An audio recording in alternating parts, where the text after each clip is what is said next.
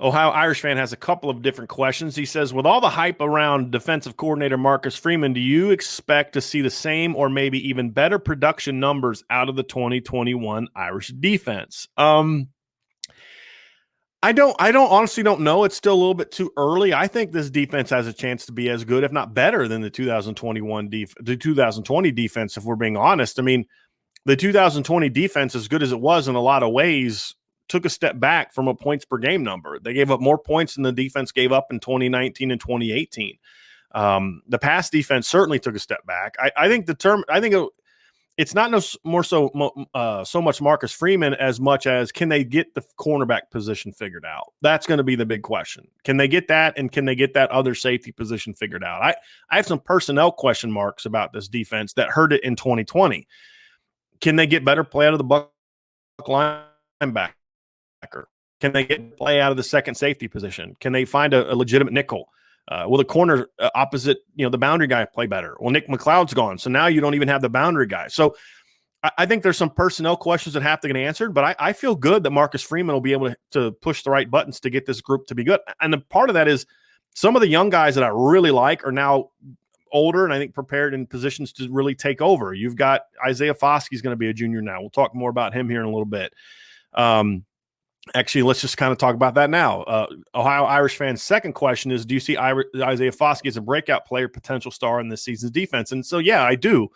And so that's a position where, as much as I love Adetokunbo Ogundeji and Dalen Hayes, neither of them has necessarily the God-given ability that Isaiah Foskey has. Can he take that next step? If he does, then, he can bring a pass rushing element that Notre Dame hasn't had since Julian Aguara back in 2018.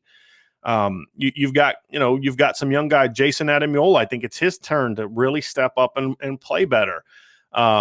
Houston Griffith is going to get his chance. Is he going to be able to emerge? Kyle Hamilton's going to be a junior now. His game is going to take another step forward. Some of these young linebackers that really were in the rotation for the first time, Maris Luafau, Jack Kaiser, even Shane Simon. Well, now they're going to be going to kind of year 2 in the system. So, not system, but, in the rotation. So how will their games jump? And then will those jumps be able to help minimize the losses that they had? So I think there's a chance that this defense can be better. I think the other thing is, I don't know if they're necessarily going to play the same caliber of offense as they played this year. Notre Dame played 4 great offenses this year. When you consider even Clemson without Trevor Lawrence was still really good. With Trevor Lawrence, they were elite. North Carolina was a great offense, and Alabama was a great offense. Looking at 2021, North Carolina loses 2,000-yard running backs and their 2 top receivers. Sam Howell does come back. USC is going to be pretty good, but they lose Amon-Ra St. Brown. They lose their best offensive lineman. They lose Tyler Vaughns. Still going to be very good, but how good will they really be? I just don't see there's no Clemson on next year's offensive schedule. So I think that'll help too, especially early on. There's no elite offenses that they're going to play early on.